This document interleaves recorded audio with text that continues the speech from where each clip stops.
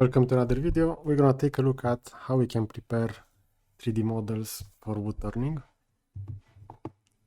This will be the case study part. So as you can see, we're going to have V-cut, fillet, cove, swell, hollow, flat, and bead onto this revolve wooden part.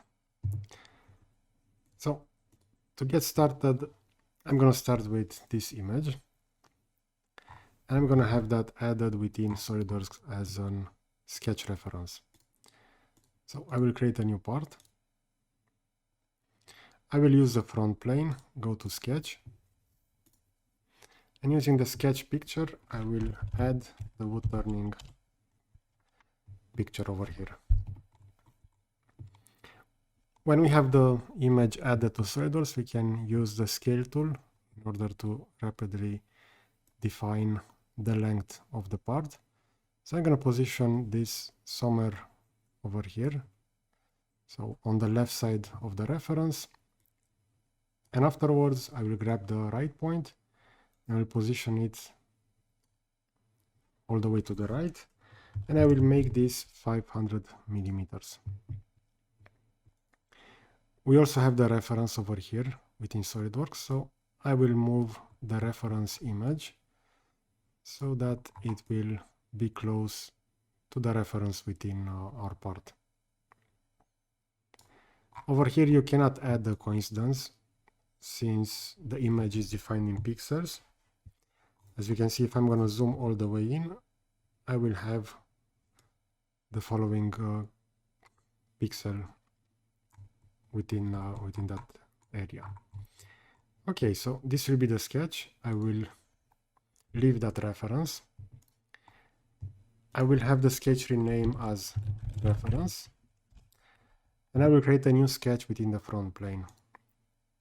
It's usually a good practice to use individual sketches so that you can only hide the image. Now, within the front plane, I will first define a center axis, which will be horizontal. And afterwards, we have the possibility to start to trace the sketch. If for some reason you want to slightly adjust the image, you can do that by going back to the reference, to that sketch picture, edit sketch, double click on that, and now you have the possibility to realign that. So I position it somewhere like this, so it will be on the black outline of the part.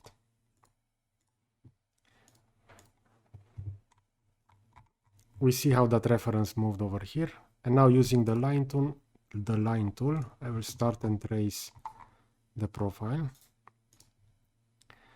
We're going to have over here a V-cut, which will be defined by two lines. When we are tracing the part within SolidWorks, we're going to see that a dash line will appear over here. That means this new profile will be at the same horizontal with the previous one. So keep that in mind when you are tracing the profile. We're going to go over here where we are going to define the fillet. So for this fillet, I can make use of the line profile.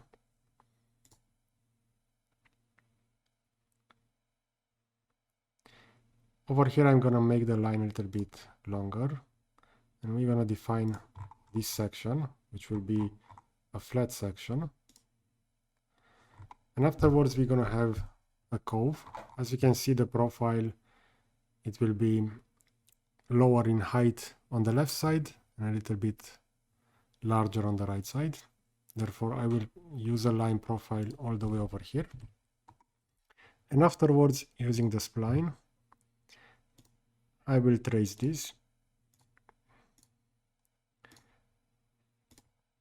We can always change the position of those.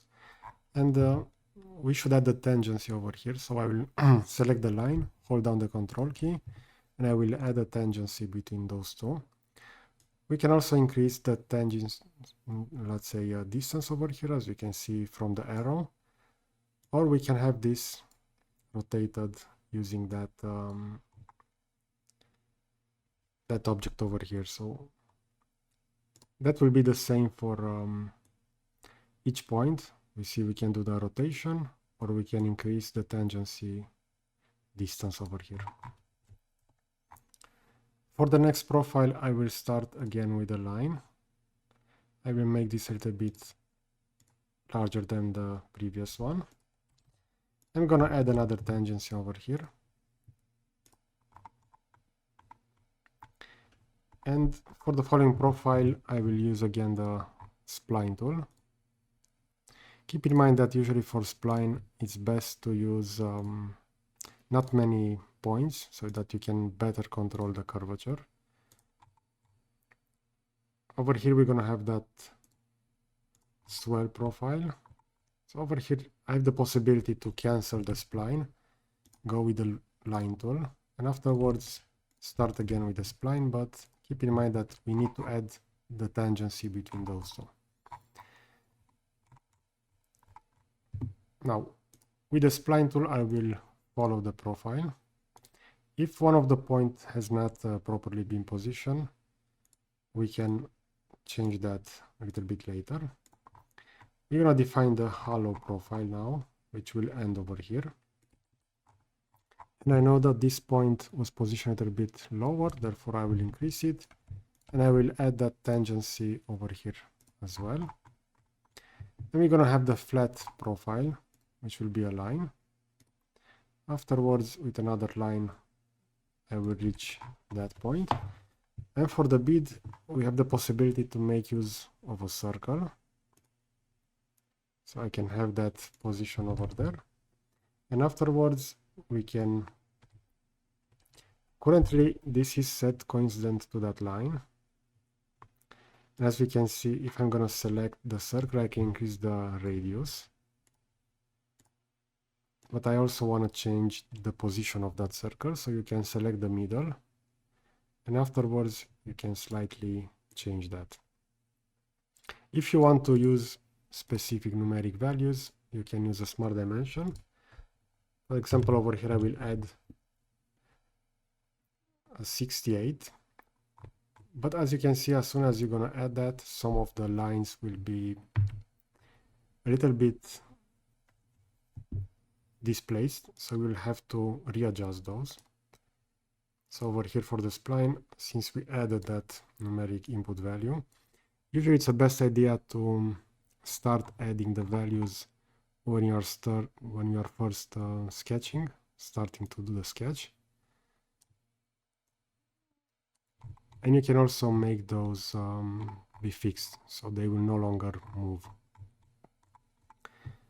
Over here at the end, we can make use of the trim tool in order to cut the bottom section, and over here that little section as well. And now, using the line tool, I will close the profile over here, since the revolve will be a closed area over here. We see that the gradient didn't appear for that, so let me check the sketch repair. We see that there are no problems within the sketch. And we can further adjust this if you want to follow that, that drawing.